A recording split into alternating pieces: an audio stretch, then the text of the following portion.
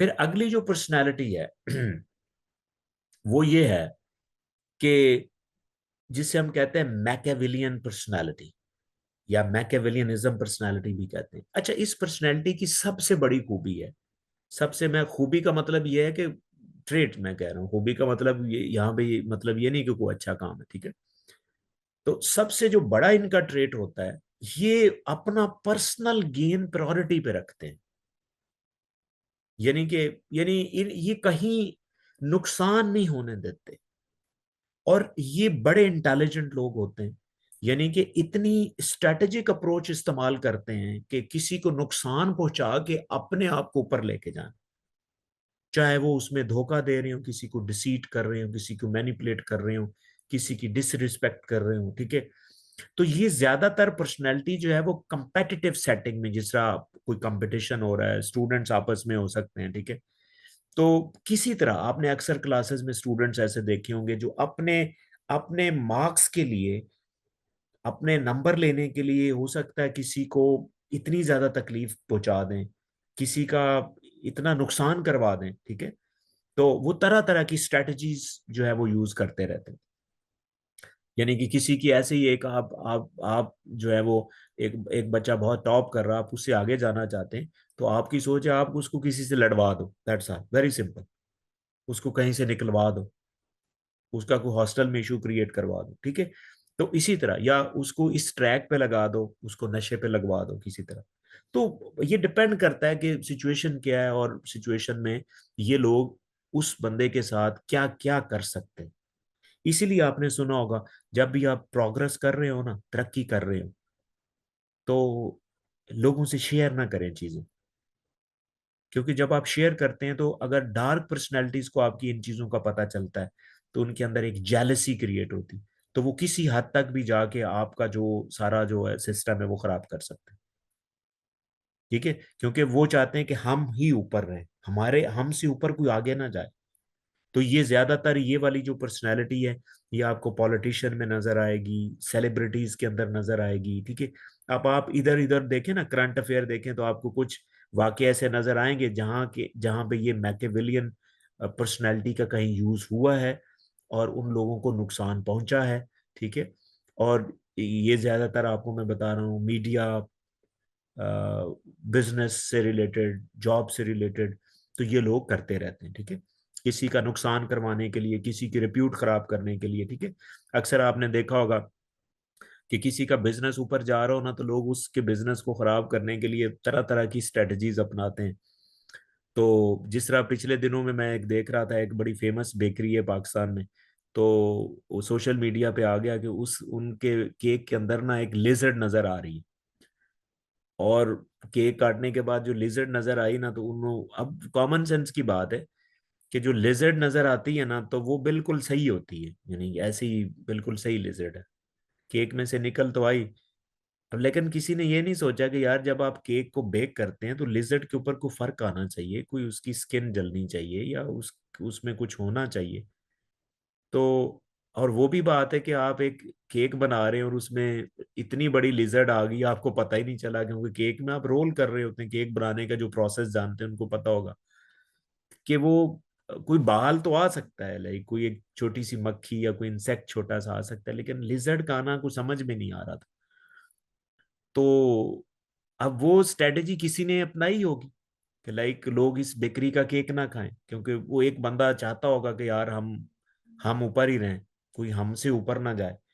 तो लोग अपने मेहनत नहीं करते अपने आप को और ऊपर लेके जाने के लिए, लोग फिर नेगेटिव साइड पे जाके कुछ करते हैं। तो अगर आपकी इस तरह की सोच है, किसी को इस तरह नुकसान पहुंचा के ऊपर रहना है आपने, ठीक है, तो फिर ये मैकेविलियन होते हैं। ये मैकेविलियन होते हैं, उसमें चाहे वो कोई धोखा करें, किसी के साथ मैनिपुलेट करें, किसी के साथ कुछ भी करें, लेकिन वो ऐसा कर रहे होते हैं, हर हालत में करते हैं। कोई ऐसी चीज नहीं छोड़ते जिसकी वजह से वो नीचे जा रहे होते हैं। तो ये मैकेविलियन। तीसरी जो पर्सनालिटी है उसको हम साइकोपैथी कहते हैं। साइकोपैथी पर्सनालिटी, ये डार्क साइकोलॉजी के अंदर, डार्क पर्सनालिटीज के अंदर ये तीसरी बड़ी पर्सनालिटी है। अच्छा, ये साइकोपैथ ये लोग होते हैं कि इनकी सबसे जो बड़ी, वैसे पहली बात तो है कि ये एक डिसऑर्डर भी है। अब ये होते हैं कि इनके अंदर सबसे बड़ा जो फीचर होता है, ये किसी को नुकसान बहुत पहुंचाते हैं, किसी लेवल का भी, इनको जान से मारने का तक भी ये सोच सकते हैं लोग, और ये बार बार करते हैं। वो कैसे कर सकते हैं? मैनिपुलेशन के जरिए कर सकते हैं, कंट्रोल के साथ कर सकते हैं, ठीक है। और ये भी बड़े इंटेलिजेंट लोग होते हैं, यानी कि ऐसी ऐसी स्ट्रेटजीज लेके आएंगे कि अगले को नुकसान कैसे पहुंचाना। तो सुख नुकसान मैंने आपको बताया कि ये किसी हद तक भी जा सकते हैं, ये जान भी ले सकते हैं, ठीक है। अक्सर आपने देखा होगा, कभी आप सोचे तो सही, यार एक बंदा दूसरे बंदे को कैसे मरवा सकता है और बार बार कैसे मरवा सकता है, ठीक है। तो कहीं आप सोचें कि उनकी यहाँ पे कोई प्रॉब्लम है, तो बेसिकली ये प्रॉब्लम होता है। ये ये ये चीजें इनकी चॉइस नहीं होती। लेकिन अगर आप इनके साथ कुछ इस तरह रहें तो ये मैनेज हो सकते हैं, ये सही रह सकते हैं। लेकिन अगर आपने इनकी पर्सनैलिटी के खिलाफ कोई काम किया तो ये मामला ज्यादा ट्रिगर होंगे और ये ज्यादा खतरनाक हो सकते हैं। तो इनकी मैनेजमेंट अप्रोच के लिए भी मैं इंशाल्लाह आपको कुछ चीजें बता के जाऊंगा एंड पे, आखिरी क्लास में इंशाल्लाह। तो ये जनाब हमारा जो था कि ये डार्क पर्सनैलिटीज, तीन तरह की डार्क पर्सनैलिटीज थी जिसके ऊपर हमने बात की। अच्छा, आज हम डिस्कस करेंगे इस लेक्चर में कि वो कौन से फैक्टर्स हैं जिसकी वजह से अ, आप में डार्क पर्सनैलिटीज आती हैं, या आप डार्क पर्सनैलिटीज आपके अंदर वो ट्रेट्स आ जाते हैं, वो कौन से फैक्टर्स हैं। बेसिकली अगर आप ब्रॉडली देखें तो तीन बड़े इंपॉर्टेंट फैक्टर्स होते हैं जिसकी वजह से आपके अंदर कोई डार्क पर्सनैलिटी हो सकती है। उसमें पहली रीजन ये होती है कि कुछ आपके जेनेटिकल फैक्टर होते हैं। जेनेटिकल फैक्टर का मतलब है कि आप जीन्स, अपने जीन्स के अंदर वो चीजें लेके आते हैं। दूसरे फैक्टर्स ऐसे होते हैं जिसे हम न्यूरो बायोलॉजिकल फैक्टर कहते हैं, यानी कि जिनका तल्लक आपके दिमाग और उसके केमिकल, दिमाग की स्ट्रक्चर और उसके केमिकल के साथ तल्लक होता है, जो आपको डार्क पर्सनैलिटीज बना देते हैं। तीसरा जो बड़ा फैक्टर है उसे हम कहते हैं साइको सोशल फैक्टर्स, यानी कि आपकी जो सोच है वो आपको लीड करती है डार्क पर्सनैलिटी की तरफ। आपका जो सोशल कल्चर है जहां आप रहते हैं, ठीक है, वो भी इफेक्ट करता है। तो इसको हम एक एक करके डिटेल में डिस्कस करते हैं कि वो आपके अंदर ये क्यों डार्क पर्सनैलिटीज डेवलप क्यों होती, ये कैसे होता है, और आपने यहाँ पे इनसे बचना कैसे है। जाहिर है जिन वजह से आपको ये डार्क पर्सनैलिटीज हो सकती हैं उनको आप कंट्रोल करके बच भी सकते हैं, ठीक है। अगर आप में हो चुकी है तो आप फ्यूचर में तो बचा सकते हैं लोगों को, ठीक है। उनमें सबसे जो बड़ा फैक्टर है वो है जेनेटिकल फैक्टर। अब ये रिसर्चेस भी कहती हैं कि आपकी, अगर आपकी फैमिली के अंदर डार्क पर्सनैलिटीज हैं तो आपके बच्चों में चांसेस होने के ज्यादा ज्यादा चांस है कि आपके बच्चे भी डार्क पर्सनैलिटीज की तरफ जाएं। इसी तरह आपने देखा होगा कि कुछ जो हमारे यहाँ कुछ कास्ट सिस्टम है, हमारा कुछ कास्ट के अंदर क्या होता है कि लोग ज्यादा क्रिमिनल्स होंगे, कोई कुछ फैमिलीज ऐसी हैं कि वो मैनिपुलेटिव होंगी, यानी कि इसका मतलब है कि उनको वो चीजें फैमिली से मिल रही होती। अब जो चीज आपको फैमिलीज के अंदर पीछे से विरासत में मिलती है वो बेसिकली आपके सिस्टम के अंदर चीज होती है। उसको हम ना बेसिकली जीन्स कहते हैं, जीन्स। जिन्होंने थोड़ा बहुत साइंस को देखा होगा उनको थोड़ा सा आइडिया होगा। अब जीन्स को मैं थोड़ा सा एक्सप्लेन कर देता हूँ कि आपकी जो बॉडी होती ना उसमें सेल्स होते हैं, और हर सेल के अंदर आपका ना एक डीएनए होता है। हर बंदे का डीएनए डिफरेंट होता है, और वो जो डीएनए होता है ना उसके ऊपर छोटे छोटे जीन्स होते हैं, छोटे छोटे, यानी कि डीएनए के एक हिस्से को आप एक जीन कर लें। सबसे छोटा जो यूनिट होता है ना डीएनए को, उसे हम जीन्स कहते हैं। और सादा लफ्जों में ये है कि आपकी हर खूबी के पीछे एक जीन होता है। अगर आप में एक खूबी है तो उसका वो जीन जीन डिफरेंट होगा, या उस खूबी में कोई प्रॉब्लम आता है तो इसका मतलब उसके पीछे जो जीन है उस खूबी का, उसमें प्रॉब्लम आ गया। तो इसका मतलब है कि जो डार्क पर्सनैलिटीज हैं, यानी कि नॉर्मल पर्सनैलिटीज, अगर आपकी हट की पर्सनैलिटी है तो आपकी आपके अंदर वो जीन भी होगा उस पर्सनैलिटी का। फॉर एग्जाम्पल ये जितने भी डॉट्स हैं ये एक एक जीन को इंडिकेट करते हैं, ठीक है ना।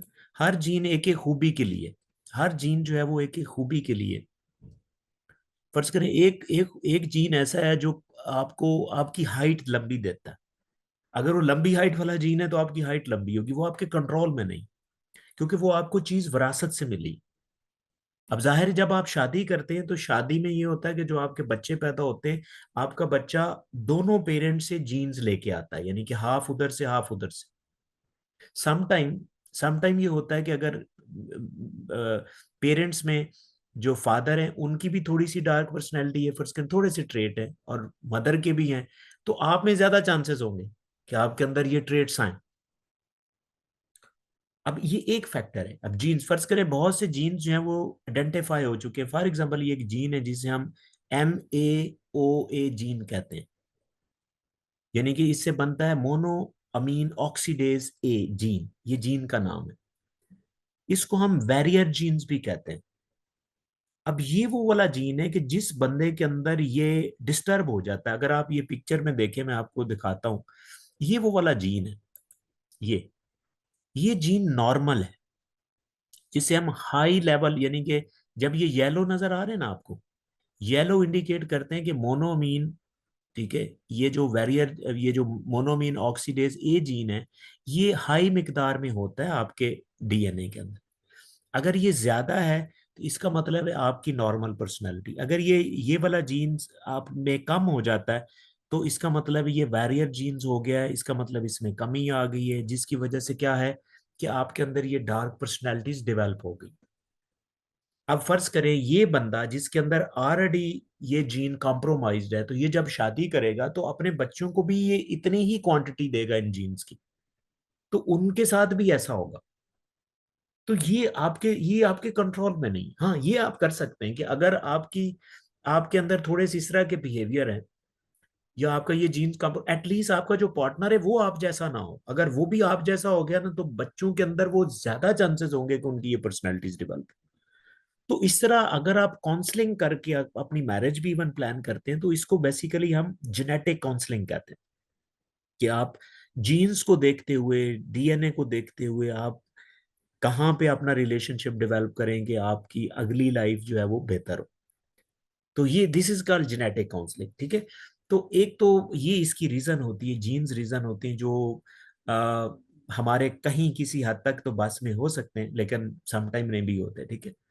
तो क्योंकि हम इतनी गहराई में तो नहीं जाते ऑब्वियसली जब हम शादी प्लान कर रहे होते हैं, लेकिन ये है कि आप सोच भी सकते हैं, आपको देखभाल के, ये बेसिकली यही चीजें देखने को कहा जाता है कि जब भी आप शादी करें तो आप इस तरह की चीजें देखें कि आप में फैमिली में कौन है, कैसे लोग हैं, आप उनसे मिलें, ठीक है, उनका खानदान देखें। खानदान देखने का मतलब यही होता है, जैसे आपने एक हदीस सुनी होगी कि आपने शादी जहाँ पे करते हैं आप तीन चीजें ज्यादा देखते हैं, उसमें एक खानदान भी है। तो खानदान में यही चीज देखते हैं कि उनके अंदर कोई अबनॉर्मेलिटी नहीं है, क्रॉनिक डिसऑर्डर तो नहीं है, कोई ऐसी चीजें तो नहीं है। क्योंकि आपने एक अपनी फैमिली बनानी होती जो आने वाले पूरी रहती दुनिया तक उस फैमिली ने चलना है। तो बेसिकली वही जीन्स आगे ट्रांसफर होंगे। ये बहुत इंपॉर्टेंट बात है जो हम इसको गौर नहीं करते। तो यहाँ पे मैंने थोड़ी सी ये भी काउंसलिंग कर दी है, एडिशन बोनस के तौर पे आपको थोड़ा सा बता दिया। तो इसका मतलब है कि डार्क पर्सनैलिटीज में से सबसे बड़ा फैक्टर होता है डेवलप करने में, डार्क पर्सनैलिटीज में वो क्या है, वो है आपके जीन्स, आपका जेनेटिक मेकअप।